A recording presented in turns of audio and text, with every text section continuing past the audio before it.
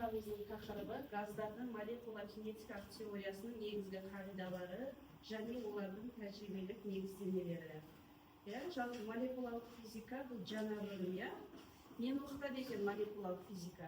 Білеміз ба, олар нені оқытады? Молекулалардың жылдамдықтары, қозғалыстары бір-бірімен әрекет ету. бір-бірімен әрекеттесуін жақсы қарастырады. Енді осы молекула кинетикалық теорияны деп қысқартып жазуға болады. МКТ-ның деп молекула кинетикалық теорияны дейді. Бұны осылай қысқартып жазсақ болады. Неше қағидасы бар екен? 3 қағидасы бар, Бірінші қағидасы кім айтады? Молекулалар Бірінші қағидасы барлық заттар атомдар мен молекулалардан тұрады, Екінші қағидасы олар үздіксіз бейберекет қауысты қозғалыста болады. Үшінші қағидасы атомдар мен молекулалардың арасында тартылу және сезілу күштері болады деген осы 3 қағидасын жазамыз. Осы 3 қағидасын жатқа білу керек. Ары қарай келесі ұғым диффузия. Диффузия дегенді білеміз бе балалар? Араласу молекулалардың бірі-бірімен араласу мысалға алсақ, суық ауа молекулалары мен жылы ауа молекулаларын алсақ, олар уақыт белгілеп диффузияға бір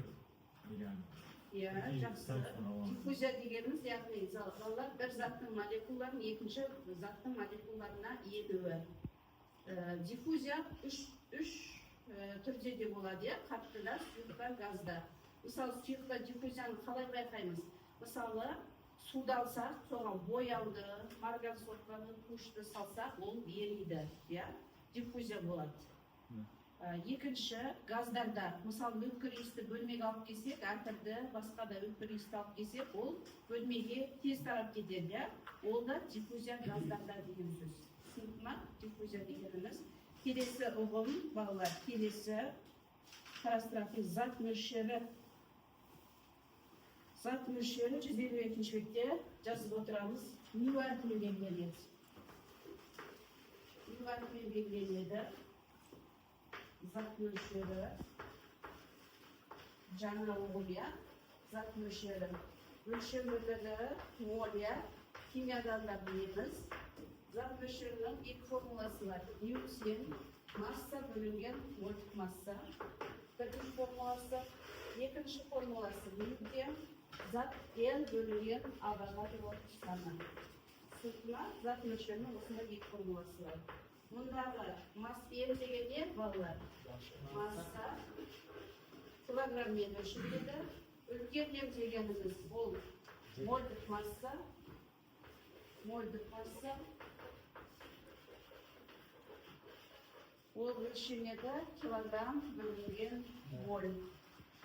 Келесі ұғым үлкен N дегеніміз ол молекулалардың саны немесе атом саны өлшем бірлігі жоқ, жай саны 100 деген. N дегеніміз авогадро тұрақтысы бәріміз білеміз, 6,2 көбейту 10-23 дәрежесі бір бөлінген моль. Түсінікті ма? Зат мөлшерінің екі формуласы. Келесі ұғым бізде мольдік масса деп аталады. Мольдік масса дегеніміз балалар үлкен М әрпімен және айттық. Өлшем бірлігінде айттық, жаңа килограмм бөлінген моль. Формуласы мольдік массаның үлкен М бөлінген М0 көбейту Na болады. Авогадро тұрақтысы. М0 деген мұндағы бір молекуланың массасы. Бір молекула массасы. Өлшем бірлігі килограмм. Na дегеніміз авогадро тұрақтысы. Осы формуладан N0-ді тапсақ қалай көреміз балалар? N0-ді табу үшін не істейміз? Үлкен мольдік массаға бөлеміз авогадро тұрақтысына, тұрақтыға бөлеміз. Келесі Менделеевтің таблицасын пайдаланамыз. Сол жерде бізде МР салыстырмалы атомдық масса деген бар. Салыстырмалы атомдық масса МР. Салыстырмалы химиядан да білеміздер, олар МР әрпімен белгіленеді. Салыстырмалы атомдық немесе молекулалық масса. Бұл Менделеевтің кестесін aşağımız, sol кезде kez gelgen element, мысалы, балалар, kez gelgen, мысалы, A2, мысалы, kitaplarda buraya есептеуіміз. Осының салыстырмалы ақылық массасын есептеу үшін Менделеевтің таблицасын ашамыз, арттан кітаптың астында. 1, 32, Иә, дұрыс, қалай есептейміз, салыстырмалы ақылық массасын нөлге дейін жуықтаймыз, иә. Мысалы, Менделеевтің таблицасын қараймыз, H дегеніміз сутегі, салыстырмалы ақылық массасы 1, көбейту, индекс 2, қосу, S деген күкірт, иә. Неше? 32 таблицадан қараймыз оны, қосамыз. Ол дегеніміз 16, барлығын қоссақ, 98, иә? 98. Ол достар қалдырамыз. Түсінді ма? Ары қарай, келесі, емер таңда қай заттықпен есептейміз балалар, мысалы. Емер, мысалы, кез келген. Ашқылы. Иә, мысалы, H2 су үштігін алтара ойындар үштігін жедірек. Кім айтады балалар? Көбейту, S дегеніміз, S дегеніміз, 12, Қосу 8. 16, көбейту 3, дұрыс. Сонда 2 қосу 12,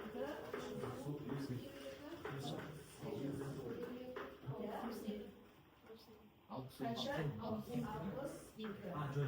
Түсінікті ма? Қалай табу керек екенін?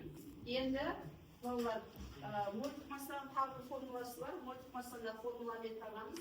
Болмаса, Менделеевтің кестесін М тең МФ көбейту 10-3 дәрежесі килограмм бөлінген моль. Мен мына формуланы жазып аламыз. Мысалы, мольдық массасы H2 есептің тапсақ, қалай болады? Олар мольдық массасы H2 есептік қойдық, иә, білеміз. 98 көбейту 10-3 дәрежесі килограмм бөлінген моль болады. Түсінді ма?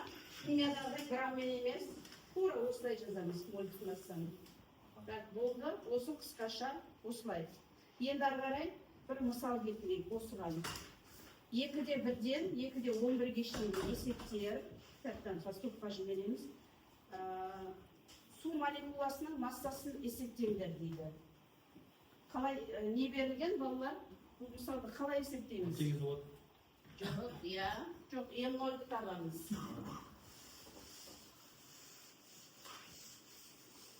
2-де 1, 2-де 2, екі есепті көрсетейік. 2-де 1-ші есеп. Мысалы, берілгені су молекуласының дейді, қалай жазылады? H2O берілген, табу келеді M0H2O. Қалай табамыз? Қай формуламен табамыз? Иә, дұрыс. M0H2O. Екені қолда ұсадыз. Сен формуласын қалай балалар? Үлкен иә, дұрыс. Енді мольдық массаны қалай табамыз? H2O. Есептейміз. 18 көбейту 10-3 дәрежесін ұмытпаймыз. Килограмм бөлінген моль, иә. Осыны аппаратқа мына жерге қоямыз. Сонда М0-іміз қалай болады? 18 көбейту 10-3 дәрежесі Авогадро тұрақтысын 6-102 деп жазамыз, иә, бірақ 6 деп есептеуге болады. Сонда неше болады? 18-6-ға бөлсек, 4 жағанда 3 көбейту 10-ның дәрежесі минус 26, иә, минус 3, минус 23, минус 26 дәрежесі өлшемдердегі килограмм. Түсінді ма? Бірінші есеп. Екінші есеп дейді. 1 килограмм суда қанша зат мөлшері бар дейді. Қалай жазамыз балалар? Осыны. 1 килограмм суда қанша зат мөлшері бар дейді.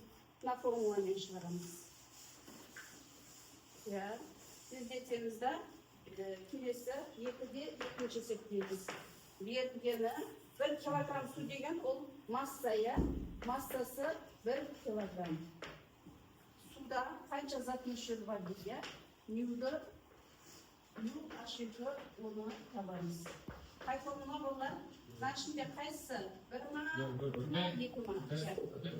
2 men tabamiz. Yazamiz. Newton formulasi. Massa bo'lgan volt massa deymiz. Ten massaning o'rnini 1 deb qo'yamiz. Volt massa degan suv kunjagi hisoblaydigan 18 ko'paytiruv 10 -3 darajasi. Al hisoblaymiz 10 -3 darajasi 100 chiqadi 1000 bo'ladi ya. 1000da 18 ga bo'lamiz. Tezlik shunda qancha bo'ladi? Qancha mol bo'ladi ekan zat moshlari? Qancha bo'ladi? 1000 bölü 18. Cevabı 25,10 ölçüm metrede zat mol. O sebepten mol bulacağız. Sütma, bugünkü Osvay, Arkaray, özüm şaramız. Sütü koya, sütümüzden ya rahmet dinlenmemiz var.